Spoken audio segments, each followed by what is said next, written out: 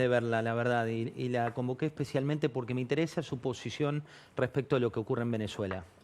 Bueno, es un narcoestado. Primero tenemos que entender que ya es un narcoestado. Cabello es el centro de ese narcoestado, el vicepresidente o presidente del Congreso. Ladislao Cabello, que siempre estuvo ya con Chávez, es el verdadero poder en Venezuela, y las Fuerzas Armadas, que se convirtieron en narcos, Es decir, los jefes militares son narcos. Y en términos políticos, Maduro, el régimen de Venezuela es una tiranía, con una diáspora afuera y con una falta de legitimación adentro. Acá el rol, pero nosotros lo dijimos siempre, yo creo que se perdió un momento histórico. Yo recuerdo, yo era presidente en el año 2016, nosotros asumimos en el 2015. El 2015, en diciembre, me llama Susana Malcorra, que era nuestra canciller y muy amiga mía de mucho tiempo, y me ofrece la embajada en la OEA.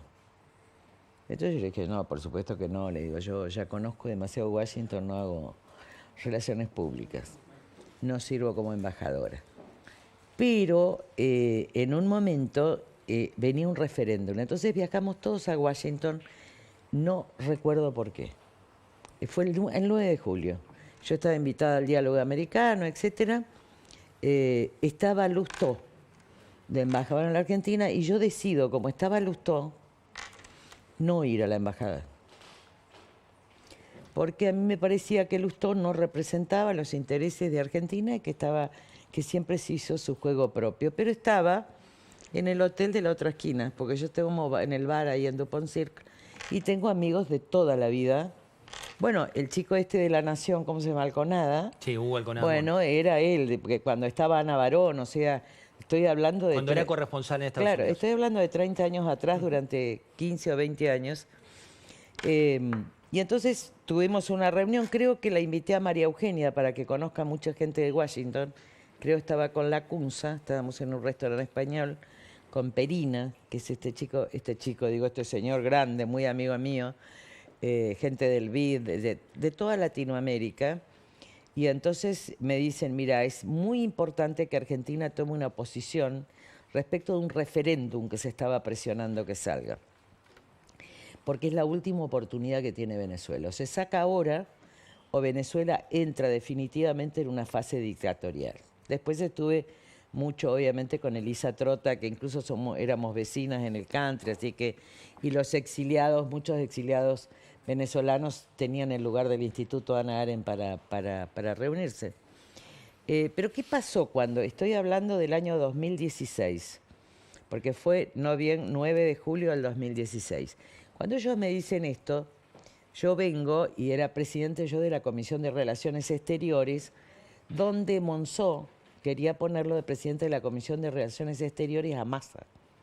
Digo esto porque la historia tiene que ser clara. Para dar contexto. Para dar contexto también de cuáles fueron las complicidades de Juntos por el Cambio con Massa, tanto en la provincia de Buenos Aires como cuando Macri lo sube y lo lleva a Davos, porque yo fui la que emprendí contra Massa, como a Lustó, que lo llevan de embajador.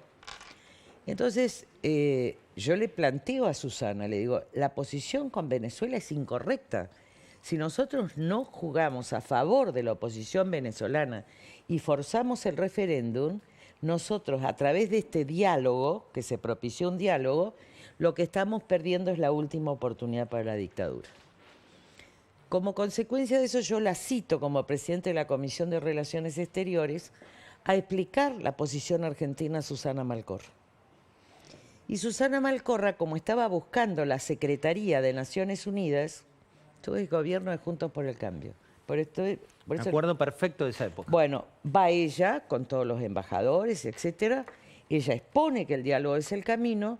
Yo pido retirarme de la presidencia de la comisión, porque soy oficialista. Me corro al lugar de diputadas y hablo del diputado común. Y le digo que la estrategia del gobierno es incorrecta, que nosotros tenemos que apoyar sustancialmente a la oposición venezolana, que ese era el momento, que después se consolidaba la dictadura. Bueno, nosotros éramos amigas, seguimos siendo amigas, pero yo planteé una posición diferente. Fíjense que el kirchnerismo apoyaba la idea del diálogo. Como consecuencia de eso, yo pido una reunión con Mauricio Macri. Y estaba la canciller Mauricio Macri y Marcos Peña. Me acuerdo que estaba el presidente en Olivos, la canciller acá, Marcos Peña acá y yo acá. Entonces yo planteo que la posición del gobierno argentino es ambigua. Y la verdad es que en ese momento Macri, yo decía, nosotros tenemos que ser mucho más claros respecto de Venezuela. Y en ese momento Macri estaba de acuerdo conmigo. Pero fue un diálogo muy fuerte, al punto tal que después tuvimos que bajar, con todo el afecto del mundo, ¿no? Pero mi posición, estoy hablando de una persona que fue íntima amiga mía, porque yo fui abogada de Telecom hace muchos años. Así que asesoraba al directorio, cuando ella estaba en el directorio en los años 90 de Telecom y yo ejercía la profesión. Y se produce un cruce muy fuerte, pero finalmente la línea que sigue, Macri estaba de mi lado, me decía, yo comparto, bueno, con los términos más educados, ella se ofusca, se va a levantar, le digo, no, sentate, estamos manejando una posición estratégica. Acá hay un tiempo, porque en esa reunión de Washington, Perina, todos los que estaban, dice, ustedes están a punto, dice, si ustedes no ganaban, le dice un, creo que era colombiano, dice, si ustedes no ganaban, ahí está el valor de haber construido la alianza de Juntos por el Cambio, que ahora todos se olvidaron de nosotros, pero la verdad que lo construimos fue la coalición cívica, si estuvieron a un pelo de ser Venezuela. Ese es el valor de Juntos con el Cambio. Cuando nosotros ganamos por 2 puntos esa elección, que hay que decirla, la salvó Servini de Cubría, porque eran 2 puntos. Fíjate que acá hoy hay 40 puntos de diferencia. ¿Está claro? Sí. Fíjense que la ganamos por 2 puntos, fue Servini de Cubría cuando manda las boletas a Regimiento de Patricios. Esa noche, la noche en que gana Macri, nosotros hay algunos que estábamos trabajando directamente para frenar el golpe, que lo estaba encabezando Zanini, Esteche, etc. O sea, que la Argentina estuvo un tris. La Argentina estuvo a un tris de encaminarse al camino de Venezuela. Por eso yo reivindico algunos procesos históricos, más allá de sus defectos, y asumo todas las responsabilidades, porque la verdad que la Argentina se salvó ahí. Ahora, después tuvimos esta visión que estaba muy condicionada por las intenciones de Susana, de que en realidad no quería quedarse acá, sino ser secretaria de Naciones Unidas. Yo me acuerdo que también fui a Colombia en ese momento, y los expertos en Colombia en materia de Naciones Unidas me decían, es un imposible que Malcorra salga, no, ni figura. Y me hablaban de la figura del portugués, creo que es, ¿no? que finalmente... El que está en Naciones Unidas. O sea, fíjense cómo los intereses personales a veces cambian de alguna manera las políticas de Estado. Este fue un error, después se corrigió, obviamente estuvimos en una, por lo menos Juntos por el Cambio tuvo una posición clarísima a favor de Venezuela, y ahora estamos en una fase que puede ser terminal, pero puede no ser terminal. ¿Por qué puede ser terminal y no terminal? Si Maduro estuviera solo, si las Fuerzas Armadas de Venezuela no tuvieran todo el armamento y toda la formación de Rusia, que esto es lo que hay que decir. Rusia y narcoestado. Rusia le ha proveído todas las armas, ha reforzado todas las Fuerzas Armadas de Venezuela y también la Fuerza Naval. Ese dato Entonces, no lo tenía. claro, y además es narcoestado, le han dado el tráfico de armas y el negocio del narcotráfico. Y ahí está Ladislao, creo que se llama. Diosdado Cabello. Diosdado Cabello. Este es el jefe. Entonces, de alguna manera, la gran responsabilidad de Brasil, que además tiene sus Fuerzas Armadas desplegadas en la cuenca en la zona del Amazonas, porque comparten cuencas petroleras, Colombia, Venezuela y Brasil, ahí está el problema, tiene una enorme responsabilidad. Entonces, ¿qué es una tiranía? Una tiranía es el final, es Ceausescu. Ceausescu, en un momento el pueblo se rebela contra Ceausescu, que primero lo había aplaudido, y al final esto termina en un drama, donde lo agarran en un avión, etc. Y después terminan muy mal. Entonces, acá hay una guerra civil. donde vos tenés una diáspora que quiere volver a su país del orden del 8%, y un 70% interno que quiere que se vayan, incluso de los morros, que fueron en realidad los más beneficiados durante el primer chavismo, porque le dieron sus escrituras. Yo estuve en Caracas, porque acá todo el mundo, incluso de mi partido, algunos estaban fascinados, era un momento que había gente del prepaso, y le digo a Tata que nos mirábamos a ver quién es este Chávez. Cuando me siento en la televisión, fui a dar una conferencia con una chica, bueno, de Perú, que después fue candidata a presidente, éramos líderes mujeres de América. Entonces me pongo a ver la televisión. Cuando yo vi a suboficiales del ejército tocando cumbia, no sé qué es eso que se toca, porque no entiendo nada de esa música, medio que no me gusta, estaban los suboficiales del ejército y la gente bailando. Él hablando todo el día, y yo le digo, esto es una parodia entre Perón y Fidel. Esto es un populismo autoritario que también es consecuencia de la anterior corrupción del Pacto del Punto Fijo, de Andrés Pérez. Que venía de ese contexto. Que era un pacto entre dos partidos, como fuera el pacto benemista radical, ¿se acuerdan en los 90? Sí.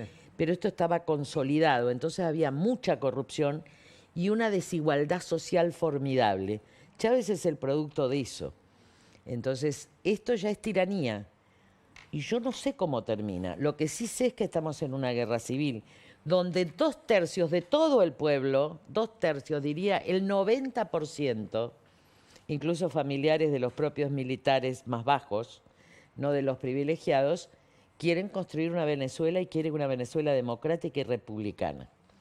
Y todos hablan de que el problema es la democracia. No, el problema es la república. Por eso la gran discusión mundial no es solo democracia versus dictadura, porque cualquiera te aparenta una democracia. Putin te puede ganar con el 80%. El problema es cuando no hay república, que es el riesgo que estamos corriendo en la Argentina. ¿Por qué? Porque si Maduro hubiera querido ganar la elección, pero el Tribunal Electoral hubiera sido independiente, y la Corte, la Suprema Corte o Corte Suprema, como se llama en Venezuela, fuera independiente, esto no puede ocurrir. Es decir, que lo que garantiza la libertad, esto para que lo entiendan todos, no es solo la democracia, es la república y la división de poderes. El equilibrio de poderes. Cosa que nadie habla en la Argentina ni en el mundo. Entonces dicen, estos son comunistas. No, las dictaduras son dictaduras y las tiranías son tiranías. Te pueden invocar la derecha, te pueden invocar la izquierda. Las dictaduras son anticivilizatorias. No importa si invocás el liberalismo, si invocás la derecha, si el mundo occidental y cristiano, o invocás a Mao Zedong, o el caso de Rusia, ¿no? Con Stalin. No importa, son lo mismo. Ahora, nosotros vamos a mirar ahora la situación, porque estamos todos pendientes. Obviamente la canciller argentina ha tenido un comportamiento ejemplar, a diferencia del presidente, ella ha puesto, y efectivamente ella tiene una negociación con Brasil, por eso está esperando que Brasil negocie, por eso no se lo declara todavía absolutamente ganador. El ganador obviamente es Corina Machado y el candidato a presidente. Entonces, creo que hay ahí que Brasil tiene la gran responsabilidad regional. Ahora, si vemos el mundo, ¿viste esos mapas que muestran ustedes? El mapa mundi. Nos vamos a dar cuenta que esta es la guerra mundial. A ver, le pongo un punto ahí, Lilita, quiero compartir con usted. Fíjense que China y Rusia reconocen a Maduro. Sí. Fíjense que Brasil, Colombia y México, que están cerca de Rusia y que están cerca de... Porque además confunden que esto es Lenin, esto no tiene nada que ver con la izquierda. La derecha más ortodoxa y más tiránica es la de Putin. Pero ustedes vieron, fíjense en el eje mundial, tomen los BRIC. Entonces ustedes van a ver que dos imperios mundiales, pues son imperios, Rusia, con vocación imperial hasta tomar Europa, que es lo que está detrás de Putin, o por lo menos volver a los límites de la Segunda Guerra. Rusia reconocen. India no habla, África no habla porque está dominada por intereses rusos y por inversiones rusas, y Latinoamérica está partida. Y la verdad que Estados Unidos no es un imperio, El otro imperio que hay, el único imperio que hay en América, que viene de lo imperial, es Brasil.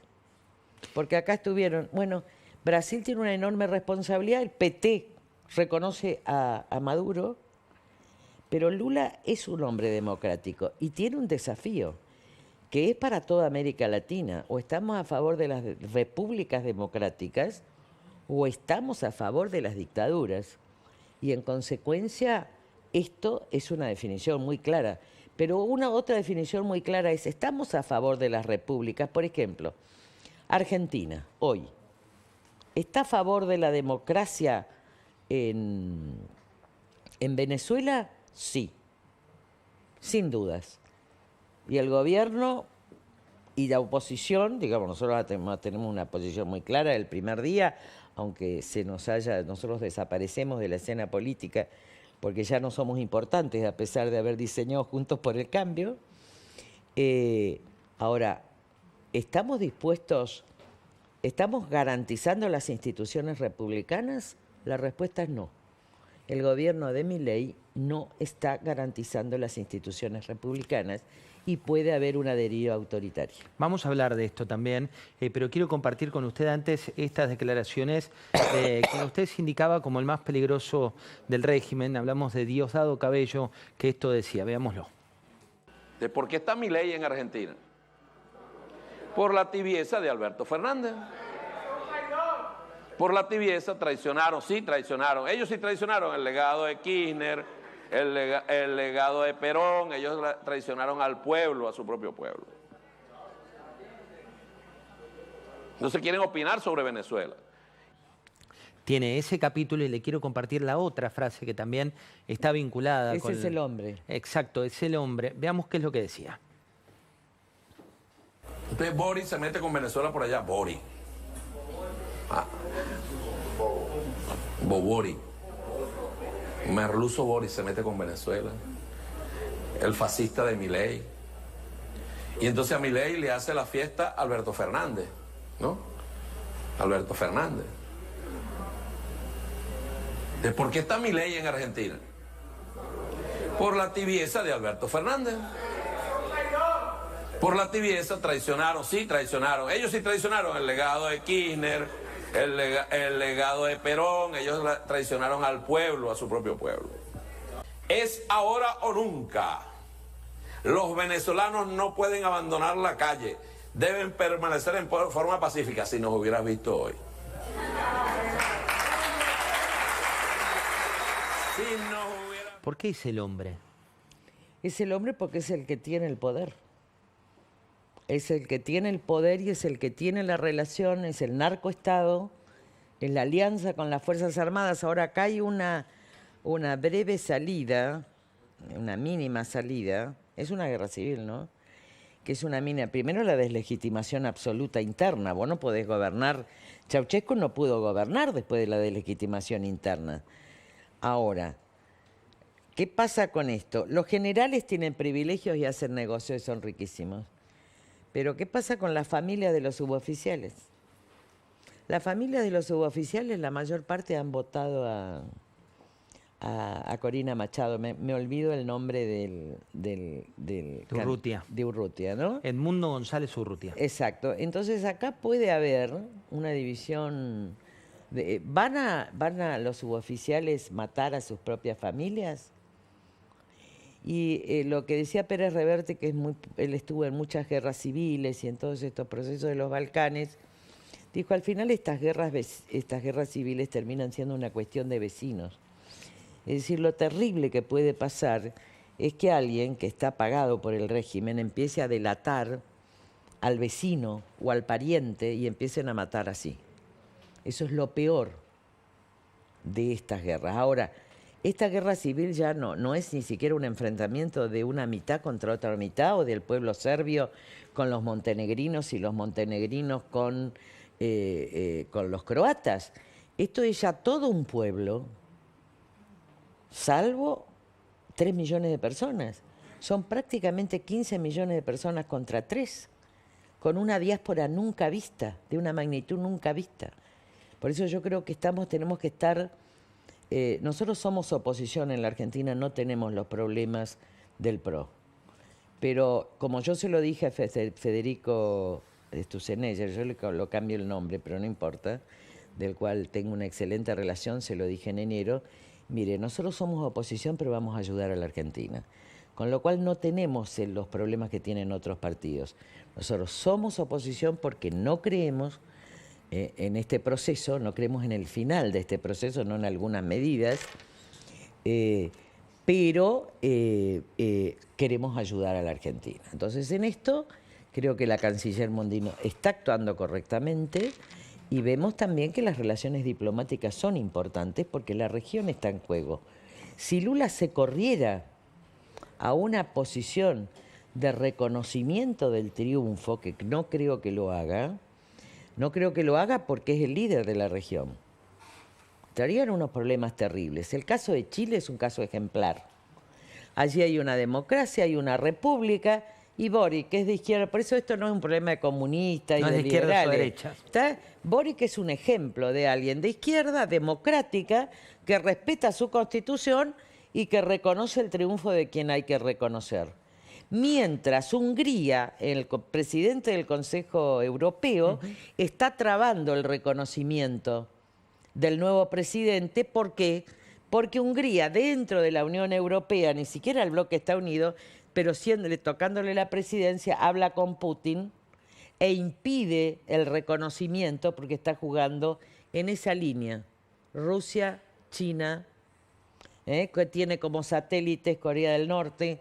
Irán todavía no se pronuncia, pero a ver, los iraníes han formado a los grupos de élite en Bolivia y han venido cubanos y han venido venezolanos durante todo este tiempo, hace 2 o 3 años. La inteligencia iraní es la que forma los grupos de élite en Bolivia. Por eso lo que viene es Bolivia, donde hay presos políticos como Camacho, donde hay presas políticas como el anterior presidente, donde se violan los derechos humanos. Y Bolivia está a punto de querer ingresar al Mercosur. A mí me tocó en la Convención Constituyente escribir la cláusula de transnacionalidad. Bueno, yo escribí la jerarquía constitucional de los tratados de derechos humanos, 74, inciso 22, 23 y 24. Como el 24 era más complejo, me tocó a mí la redacción, que era la transnacionalidad. ¿Qué relación? Cómo se hacían los tratados con otros países, sobre todo cuando se creaban órganos supranacionales hacia donde supuestamente va el Mercosur, ¿no? Con el sostenimiento de Brasil, hay que reconocer lo que se deje de jugar este presidente, ¿eh?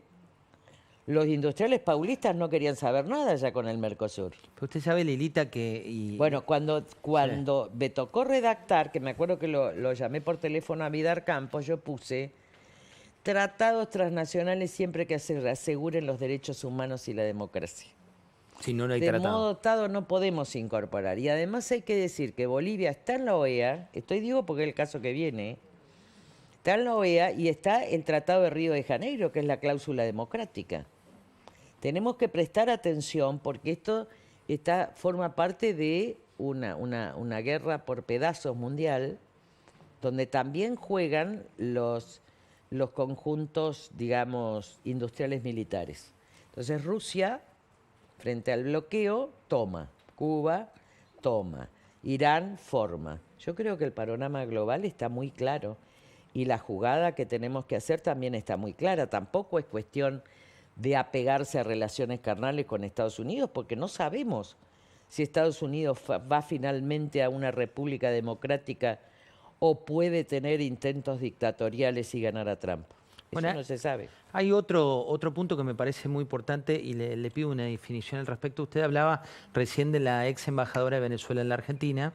La semana pasada, el viernes acá en La Nación Más, habló de 79 chicos, 79 menores de edad que fueron arrancados y dijo, me recuerda esto a lo que fue las madres y las abuelas de Plaza de Mayo. ¿Usted siente que esa imagen se está reflejando en Venezuela? Sí. Sí, es dramática. Y la desaparición forzada también.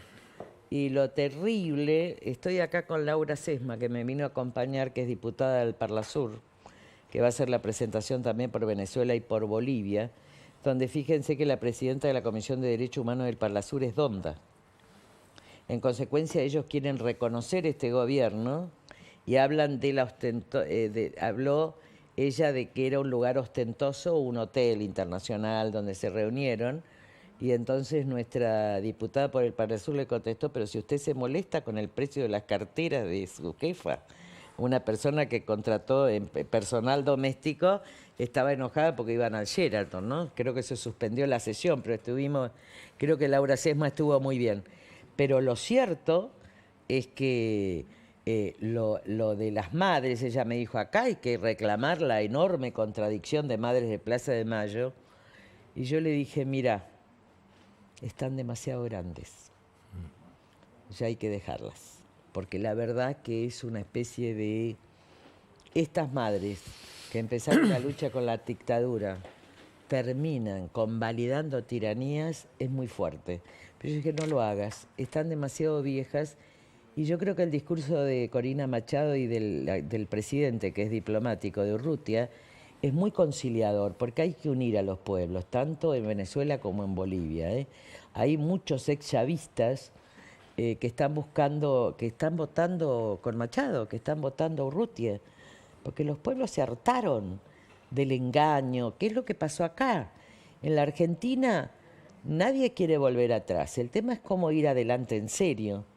Y nuestro rol, y mi rol, y el de la coalición cívica, es defender a las clases medias argentinas. Y a las clases productivas argentinas que están siendo arrasadas por el ajuste de Milei. Faltan 10 para las 11, pero quiero compartir con usted a Cristina Fernández de Kirchner en 30 segundos para hablar un poco de política local. Miremos. Pero no solamente por el pueblo venezolano, por la oposición, por la democracia, por el propio legado de Hugo Chávez, que publiquen las actas, que se publiquen las actas. Eso es lo que tenemos que pedir, que se publiquen las actas. Definiciones de Lilita Carrió. Primero voy a entrar por el caso Loan. Sí. Usted siguió muy en detenimiento Todo. el caso Loan. ¿Por qué a la Argentina nos conmueve tanto? Nos conmueve porque, voy a decir una cosa terrible. Miren, si desapareciera un chico que no fuera lindo, no sé si conmovería tanto. Porque somos racistas estructurales. Es terrible lo que digo. El tema de la venta de niños es algo absolutamente tradicional en el norte argentino. Hoy Buenos Aires es una de las capitales turísticas para la pedofilia. La responsabilidad por la trata la tiene el Ministerio de Seguridad de la Nación, porque es un delito federal. Las autoridades, tanto la prefectura como gendarmería, como aduanas, son totalmente cooptadas en todas las zonas limítrofes de Corrientes. Paso de los Libres, por eso yo la conozco a esta juez. Lo que la juez está haciendo para que la gente entienda es tratar de convalidar pruebas, darle validez a pruebas que si no serían nulas. Esta juez fue nombrada para Goya, pero no estaba construido, porque como dice Marta Peloni, el tema de la trata, el tema de la entrega de chicos es común en el norte. ¿Está? Y la venta de chicos es normal en los hospitales, las enfermeras. Es más, yo hace 30 años, por ejemplo, voy a poner un ejemplo, yo hace 50 años que viajamos a Asunción porque estamos cerca. A nosotros no nos podían sacar a la calle Palma, que era la calle principal, porque te robaban los chicos. Hace 30 años, cuando nació Victoria, que yo estuve 3 meses porque estaba de apoderada, tenía que volver a Resistencia, había parejas, me acuerdo, suecas y noruegas dando vuelta, porque en el Hotel Internacional y en el propio Guaraní era donde se entregaban los chicos. Y se preferían, como había mezcla de alemanes y guaraníes, se preferían los chicos de tez cetrina, ojos claros y pelos rubios. Y te los podían robar en la calle Palma, como decirte Florida acá, de ese entonces. Entonces que nadie se haga el hipócrita acá, que no conoce, que Loan es una excepción. Esta es una matriz tradicional del norte y también del conurbano, porque no se olviden que el norte vive en el conurbano y la desaparición de chicos en el conurbano es tan terrible como allí. Ahora, por las características yo me di cuenta que hay el tipo de poder es Pérez. Pérez puede estar en una organización de trata, pero guarda, Pérez tiene relaciones políticas y relaciones personales. Por ejemplo, con el exgobernador del Chaco, Capitanich. No sabemos si tiene relaciones con el exgobernador de Corrientes, Colombia. ¿Te dice que hay un entramado de trata? Eso. Lo que yo digo es que en Corrientes no se manejan las fronteras, porque las fronteras pertenecen a autoridades federales y hay complicidades provinciales. Pero la principal responsabilidad, vos tenés Itatí, cruzás ahí, cruzás el Chico. Vos tenés el paso del puerto en seco en Irigoyen y pasás al paso. Vos pasás en un minuto y además nadie te controla. Voy a poner 2 ejemplos. Esta juez en su momento vino a verme. ¿Y qué le dijo? ¿Por qué? Porque resulta que el secretario del juzgado formaba parte de la red de narcotráfico con la aduana. Y ella no tenía respaldo, ella estaba interina en Paso de los Libres, que es el peor lugar. Ahí hay que buscar las fundaciones de niños, los campos, etc. Y hay un personaje político de apellido Martínez Llanos, personaje siniestro que maneja toda esa zona, lo saben todos. Lo saben todos, maneja toda esa zona. Entonces, esta mujer, yo le mandé una nota a la Cámara Federal Oral de Corrientes y le dije, miren la situación del secretario del juzgado, que era el narcotráfico. ¿Se acuerdan que en Corrientes pasó lo mismo? Conclusión, lo apartaron y ella pudo procesar. Y mientras estaba estudiando el narcotráfico, donde estaba implicado el secretario del juzgado federal, para que ustedes entiendan la complejidad, apareció la trata y esta mujer se jugó. Después pasa a Goya porque era su juzgado natural, pero no había empleados. Pero ya se jugó una vez. Pero no, y no saben que no tenía ningún respaldo y era el gobierno de Juntos por el Cambio. Por eso yo les digo, estuve en mi casa porque el coronel Esquetino, que trabajaba desde mi grupo político, que trabajamos toda la vía Paraguay, ¿cómo se llama? La hidrovía, y que recorrió, tenía la función de recorrer la corrupción de la aduana argentina, de SENASA, de la AFI, de todo, terminó la juez desesperada porque estaba acorralada ¿por quiénes? Por las autoridades argentinas. Entonces también la juez tiene sus reparos, porque Patricia Burley, primero, no tiene que ir a hablar con la juez. Segundo, vos estás poniendo a muchos sectores de la fuerza, que si son del lugar y son fuerzas federales, gran parte de ellos están complicados con la trata y con el narco. ¿A quién le estás dando el poder? Porque parece que ahora las fuerzas federales son limpias y las fuerzas provinciales son sucias. No, señor, es un entramado. En el medio de esto, yo creo que lo que pasa es que la Odelina había que quebrar a alguien. Yo creo que el procedimiento fue totalmente irregular, esto de llevarlo. Pero que el gobernador no está. Es más, voy a decir algo que puede ser un título. Yo cuando leo a la mañana siguiente, yo seguí el caso casi como juez con el expediente. Cuando leo el comunicado del gobernador de Corrientes, yo no estoy hablando con el gobernador de Corrientes porque como fui a su profesora, también del exgobernador Colombi, fui profesora de todo, fui miembro del Consejo Superior con este chico, pero yo lo vi distinto las últimas veces y no quería interferir. Pero hablo con un periodista y le digo, es un grave error lo que está haciendo el gobernador. Entonces, al rato me llama el gobernador, que quiere decir que esta fuente periodística estaba hablando con el gobernador.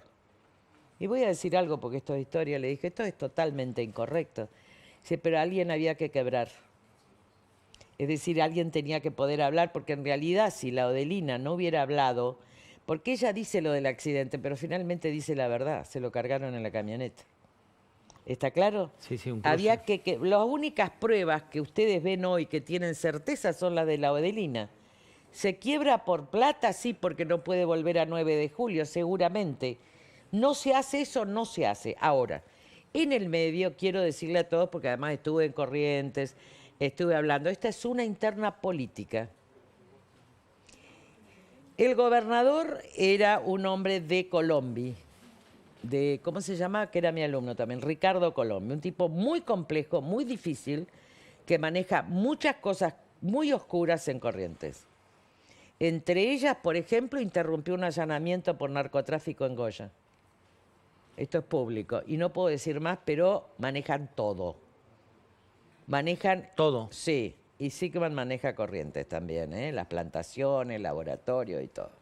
Allí hay un entramado.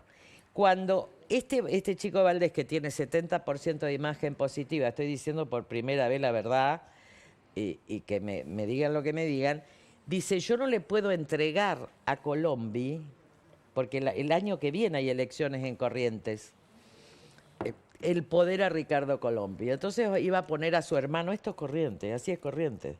Corrientes es familismo puro, no importa el partido. Yo conozco, fui profesora 25 años. Mi novio, yo me crié en Corrientes. Y yo detesto esto. Incluso tuve problemas con amigas que me pedían que, por ejemplo, que le pida al gobernador que altere una terna judicial. Le digo, pero ¿cómo se te ocurre que yo pueda pedir eso alguna vez? Bueno, esa es la mentalidad. Entonces, esta interna, acá hay mucha plata puesta en algunos que quieren involucrar a todo el gobierno. ¿Para qué? Para bajar la legitimidad y llevar a Colombia. Esta es la interna dentro del régimen. Es interesante, Lilita. Y es un año, escuchame una cosa, vos no te olvides que antes de la elección de Colombia mataron a González Moreno. El cambio de régimen en Corrientes, entre el mismo régimen, implica muertes. Es decir, que pudo ser lo de Loan algo no vinculado a la política que se politizó, pero no hay que extrañar porque Callaba, que era la que en realidad podía hacer todos los trámites cuando se entregan los hijos o se venden los hijos o se tienen hijos y después se los vende.